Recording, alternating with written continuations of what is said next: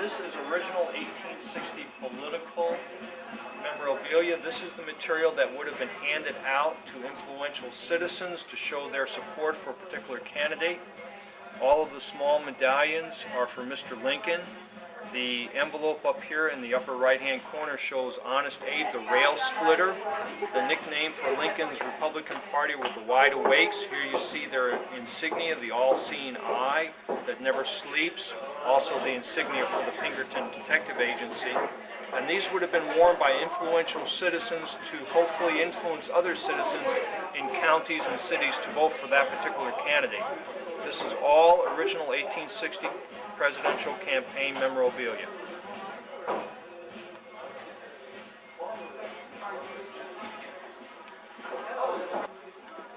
This is all original 1860 political campaign material from the election campaign of Stephen Douglas for president. You see various envelopes, political tracts, ballots, and medallions, and two cardivistas of Senator Douglas and his wife. These would have been used to influence citizens for the vote in the 1860 presidential campaign election. And this is how Mr. Stephen Douglas, Senator from Illinois, was presented to the American population in the 1860 presidential election.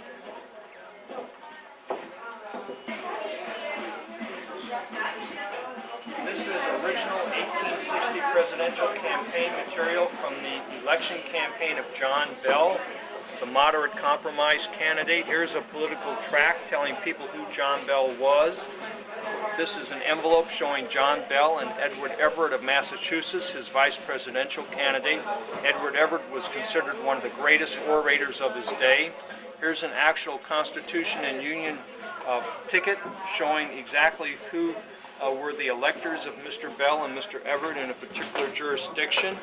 And all of the small buttons would have been worn by Bell supporters to influence their fellow citizens to support Mr. Bell's campaign for the presidency in 1860. Picture that. This is the 1860 presidential campaign material for John Breckenridge of Kentucky. He was Vice President of the United States with James Buchanan as president from 1857 through 1861. He was in his upper 30s at the time of the 1860 election. He was considered a big up-and-comer in American presidential politics. He probably would have been a future president of the United States had the Civil War not happened. This shows you an actual ballot, envelope, political tract, and handouts, as well as buttons and a cardivista of Mr. Breckenridge. During the Civil War, he served as a Confederate general and as Confederate Secretary of War. Robert E. Lee considered him the finest Confederate in the Western Theater of Operations. He commanded the VMI cadets at the Battle of the New Market in 1864.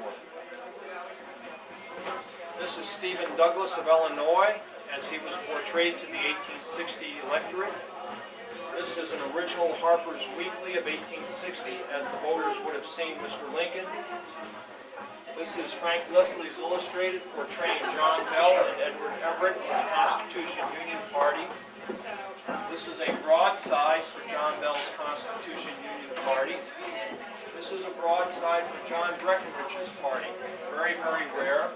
And these are four handbills for the four major candidates, including an extremely rare Abraham Lincoln one from Wheeling, Virginia, in the western part of the state. This was just recently found and documented. So this is the first one